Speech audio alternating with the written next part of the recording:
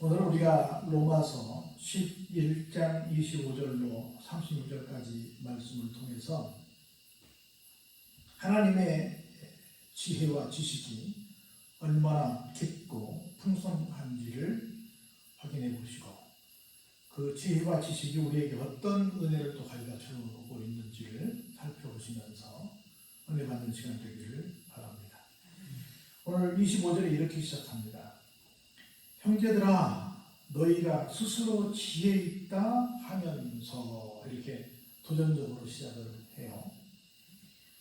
사람들 가운데 스스로 나는 참 지식이 많아, 나는 참 지혜로워, 나는 어떤 능력이 있어, 나는 어떤 역량이 참 풍부해, 이렇게 스스로에 대해서 자화자찬한다고 그럴까, 또는 자만하다고 그럴까, 자고하다고 할까, 어떤 스스로에 대해서 자신을 굉장히 높이 평가하는 경우들이 많이 있습니다. 물론 우리가 자격지심에 빠져서 막 나를 자꾸 이렇게 다운시키는 것도 좋은 것은 아닙니다만은, 자존감 높은 건 참 좋긴 한데, 자존감이 아니라 어떤 자만 또는 교만, 오만, 어떤 또 쓸데없는 어떤 자기를 너무 높이는 그런 것들은 별로 긍정적이지 못하다라고 생각이 듭니다. 오늘 이스라엘 백성들이 그렇게 말합니다. 우리는 세상 유일하게 하나님을 믿는 사람들이고, 하나님께서 우리를 택하셨고, 우리 특별한 사람들이기 때문에 우리는 지혜 있어 하고, 그 본인들에 대한 자긍심이 굉장한 사람들입니다. 그런데 우리가 하나님으로부터, 제가 얘기했잖아요, 지식은 내 노력으로 얻을 수 있지만 지혜는 하나님께서 주시는 선물이다, 이렇게 말을 했는데, 지혜 있다라고 말을 하면서 신비를 모른다는 것은 참 어리석습니다. 우리가 진짜 지혜를 가졌다고 한다면 그건 뭘 아는 거예요? 하나님을 아는 거죠. 더 나아가서 하나님께서 무엇을 하시는 줄 알죠. 더 나아가서 하나님의 뜻을 우리가 파악하는 건데, 많은 것들을 알아야 되죠. 그 중에 뭐냐면, 우리를 살리시기 위해서 누굴 보내셨다? 예수님을 보내셨다. 다시 말해서 예수님을 발견하고 예수님을 만나고 예수님과 함께 동거하면서 예수님 손잡고 하나님 앞에 가는 것이 우리가 가장 깨달아야 될 큰 지혜고, 인생에 있어서 가장 큰 신비다라고 하는 겁니다. 지혜가 있다고 한다면, 하나님을 만났다라고 한다면 누구를 깨닫는 것이다?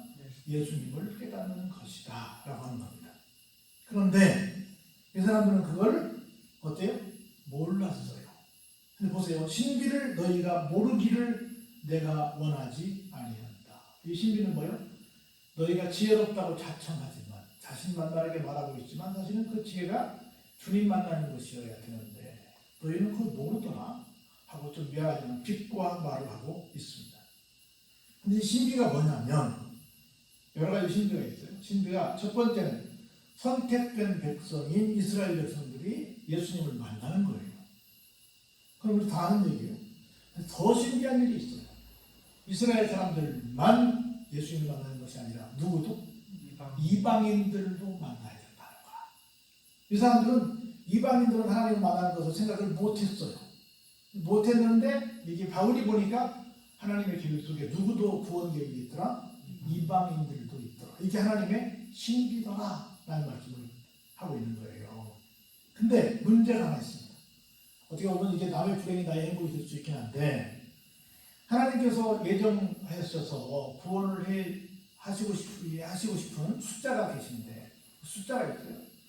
근데 그게 사실 처음에 먼저 이스라엘 사람부터 됐는데, 이스라엘 사람들이 그것을 거절하니까 하나님은 무조건 하고, 하나님께서 목적하신 그 숫자는 채우시는데 누구를 대신하시더라? 이방인을 대신하더라. 그래서 이방인들이 예수님을 믿는 숫자가 될 때까지 뭐 하더라? 이스라엘 사람들을 우둔하게 만드시더라.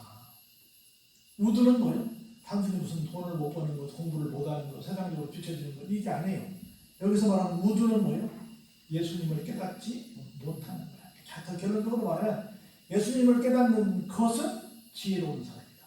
예수님을 깨닫는 것은 신비로운 사람이다. 반대로 예수님을 깨닫지 못하는 것은 무슨 사람이다? 우둔한 사람이다. 이렇게 딱 공식이 나오는 거야. 그래서 하나님께서 정하신 숫자를 채우시기 위해서 누구를? 이스라엘 사람들을 우둔하게 했는데, 너희들은 예수를 모르는 일에 좀 멍청하지 않았으면 좋겠다. 우둔하지 않았으면 좋겠다는 말씀을 하시고 계속합니다. 그리하여 온 이스라엘이 구원을 받으리라 기록된 바 보세요. 구원자가 시온에서 오사 야곱에게서 경건하지 않은 것을 돌이키시겠고 내가 그들의 죄를 없이 할 때에 그들에게 이루어질 내 언약이 이것이라 함과 같으니라 라고 말씀을 하고 있습니다. 이 말은 무슨 말이냐면 유태인들만 빠지지 않고 구원을 받는 것이 아니라 빠지지 않는 것이 아니라 모든 사람이 구원을 받는데 특별히 유대인 가운데서 어떤 사람들은 하나님의 구원의 축복을 누리는 사람들은 어떤 사람들아? 그 가운데 선택받은 사람들이더라. 이 구원자가 시온에서 오사 야곱에게서 경건하지 않은 것을 돌이키시겠고 내가 그들의 죄를 없이 할 때 그들에게 이루어질 내 언약이 이것이라 함과 같으니라. 무슨 얘기예요? 예수님께서 구원자임을 고백하는 사람들에게만 이 복이 주어진다는 거예요. 이스라엘 사람들이 무조건 주는 것이 아니라 그들의 죄를 없이 할 때에 그들에게 이루어질 내 언약이 이것이다. 어때요?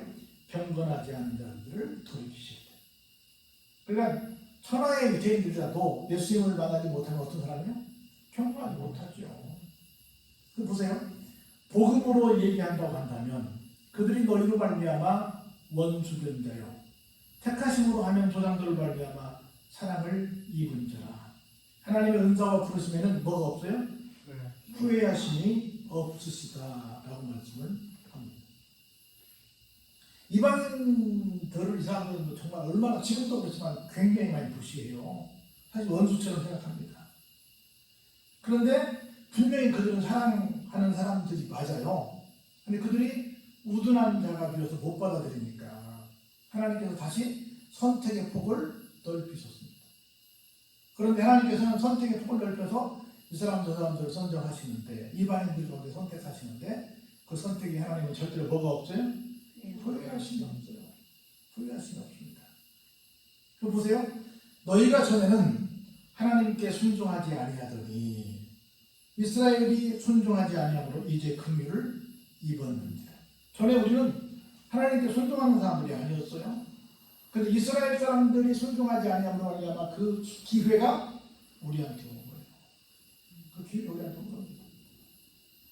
또 볼까요? 이와 같이 이 사람들이 순종하지 아니하니 이는 너희에게 베푸시는 긍휼로 이제 그들도 긍휼을 얻게 하려 하십니다.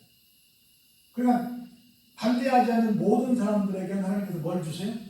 긍휼을 베풀어 주시는 거예요. 그런데 알면서 스스로 신비롭다고 스스로 지혜롭다고 하면서 이것을 거절하는 사람들에게는 하나님의 긍휼이 임하지 않죠. 알아서 해라 하는 거죠. 우리가 하나님의 긍휼을 던지는 것이 얼마나 중요한지 몰라요. 그래서 신앙이라고 하는 것은 여러분들이 가면 갈수록 아시는 게 뭐냐면 내가 잘나서 뭔가를 얻은 것이 아니라 100% 하나님이 나를 긍휼히 여겨 주셔서 내가 오늘 이 자리까지 오게 했구나. 하나님께서 각별히 나를 챙겨주시지 아니하시면 나는 아무것도 할 수 없구나. 이걸 고백하게 되는 것이 진짜 신앙인의 고백이에요. 근데 이걸 깨닫지 못하니까 자꾸 교회에서 엉뚱한 짓을 하는 거예요. 자꾸 나를 주장하고 자꾸 분쟁을 야기하고 자꾸 어디 가도 막 트러블 메이커가 되는 거예요. 근데 가만히 생각해보면 모든 게 다 은혜예요. 은혜라는 건 무슨 말이냐면 원어에 그런 뜻이거든요. 임금이 허리를 숙여 아랫사람에게 선물을 주는 것이야. 여러분들 옛날에 신라시대 때 같은 왕관 보면 굉장히 화려하잖아요. 그 금관이야. 금으로 만들었잖아요. 그걸 쓰고 누구한테 인사할 수 있어요? 인사할 수 없어요. 구조적으로 왕은 고개를 숙일 필요가 없기 때문에 그걸 쓰는 거야. 할 수 없죠. 절대로 누구한테 고개 숙일 일이 없지요. 그런데 고개는 우리가 간단한 인사는 뭐예요? 목례잖아요. 허리를 숙인다는 거예요. 정말 겸손하게 전하는 거죠. 정말 겸손한 모습으로 본인이 갖고 계신 선물을 우리에게 주시는 것을 원어의 은혜라는 뜻이에요. 은혜요. 그러니까 우리가 이렇게 살게 된 것은 우리가 지금 이렇게 여러 가지 복잡하다는 생활 속에서 이렇게 살게 된 것은 전적으로 뭐요? 하나님이 우리에게 주신 은혜예요. 근데 은혜가 받을 만한 자격이 있어서 받은 것이 아니라 하나님 우리를 어떻게 여기셔서 긍휼히 여기셔서 우리가 그 은혜를 받아 이렇게 속된 말로 목숨 부지하고 있는 거예요. 할렐루야? 감사해야 돼요. 긍휼이에요. 이렇게 우리 하고 있는 게 얼마나 큰 기적인지 몰라요. 우리의 지금의 삶은 기적입니다. 하나님의 은혜를 베풀어 주신 그것도 긍휼히 여겨서 전혀 줄 가치가 없는데 긍휼히 여겨서 우리에게 이런 기회를 주셔서 우리가 지금 살고 있는 거예요. 이걸 깨닫고 정말 늘 울어도 그 눈물로 뭐 갚을 수 없어 뭐 이런 얘기 하는데 실제 이게 내 고백이 되어야 되는 거예요. 찬송가의 가사가 아니라 실제 살아보니까 그러네. 나에게 이런 교회를 주셨고 나에게 이런 가정을 주셨고 나에게 이런 일터를 주셨고 나에게 이런 저런 할매자를 주셨는데 야 정말 감사하다.